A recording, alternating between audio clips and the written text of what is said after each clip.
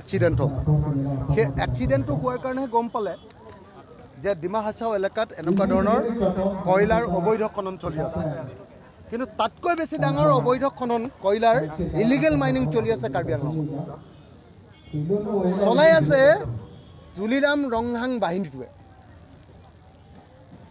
সেই কাৰ্বি আংলঙত চলাই থকা যি অবৈধ কয়লা খনন, অবৈধ কয়লাৰ যে মাইনিং, এই মাইনিংটো বন্ধ কৰিবৰ কাৰণে আমি দাবী জনাইছোঁ। অবৈধৰ যিটো কয়লা খনন এইটো বন্ধ কৰিবৰ কাৰণে দাবী জনাইছোঁ আৰু এইটোৰ ওপৰত CBI এনকুৱাৰী দিবৰ কাৰণে দাবী জনাইছোঁ।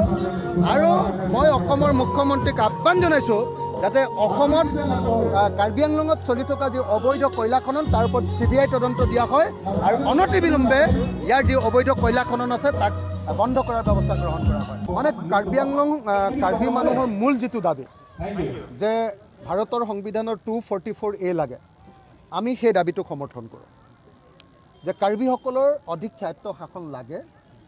কাৰ্বিসকল অসমৰ আটাইতকৈ পুৰণি অসমীয়া, প্ৰথম অসমীয়া, অসমৰ কলম্বাছ। বিষ্ণুৰা ভাই কৈছে যে অসমৰ কলম্বাছ প্ৰথম অসমীয়া কাৰ্বিসকলেই যদি অসমত যদি স্বশাসন নাপায়, নিজে নিজক শাসন কৰাৰ অধিকাৰ নাপায়, তেতিয়াহ'লে কোনে পাব? গতিকে 244A মই ছাপোৰ্ট কৰোঁ আৰু 244Aৰ কাৰণে হোৱা সকলো সংগ্ৰামক আমি অংশগ্ৰহণ কৰিম। অতি সোনকালে কাৰ্বি আংলঙৰ পৰা তুলিৰাম ৰংহাং বাহিনীক খেদোৱাৰ ব্যৱস্থা কৰিব লাগে। কাৰণ কাৰ্বি আংলঙৰ ৰাইজৰ যি মূল 6 শিডিউলৰ যিটো স্পিৰিট, সেই স্পিৰিটটো তুলিৰাম ৰংহাং বাহিনীয়ে হিমন্ত বিশ্ব শৰ্মাৰ ওচৰত বন্ধকত দি দিছে, দিল্লীৰ ওচৰত বন্ধকত দি দিছে। গতিকে অতি সোনকালে কাউন্সিলৰ যি ইলেকশ্যন হ'ব, এইবাৰ ইলেকশ্যনত আমি বিজেপিক হৰুৱাব লাগিব। বিজেপিয়ে কাৰ্বিসকলৰ অধিকাৰ কাঢ়ি লৈছে। APHLCক আমি জিকাব লাগিব।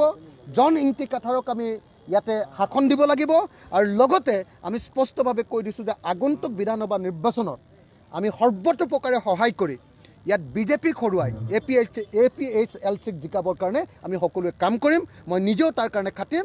মই এই মুহূৰ্তত আজি APHLCৰ প্ৰতিষ্ঠা দিৱসত তেখেতসকলক আদৰণি জনাইছোঁ, শুভেচ্ছা জনাইছোঁ, অভিনন্দন জনাইছোঁ আৰু কাৰ্বিসকলৰ এই সংগ্ৰাম আগুৱাই লৈ যাবৰ কাৰণে মই আশীৰ্বাদ দিছোঁ। মই মানে কাৰ্বি স্বায়ত্তশাসিত পৰিষদ আৰু ডিমা হাছাও স্বায়ত্তশাসিত পৰিষদ, এই দুইটাক হিমন্ত বিশ্ব শৰ্মাই আমাৰ দিছপুৰে মানে সদায় ATM হিচাপে ব্যৱহাৰ কৰি আহিছে।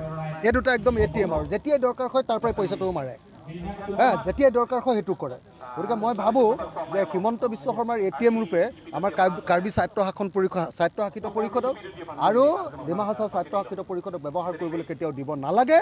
তুলিৰাম ৰংহাঙৰ আৰু দেবুলাল গাৰোচাৰ এই যিটো জাতিদ্ৰোহী, তেওঁলোকৰ নিজৰ জাতিৰ প্ৰতি যি অন্যায়, সেই অন্যায়টো আমি সকলোৱে বিৰোধিতা কৰিব লাগে।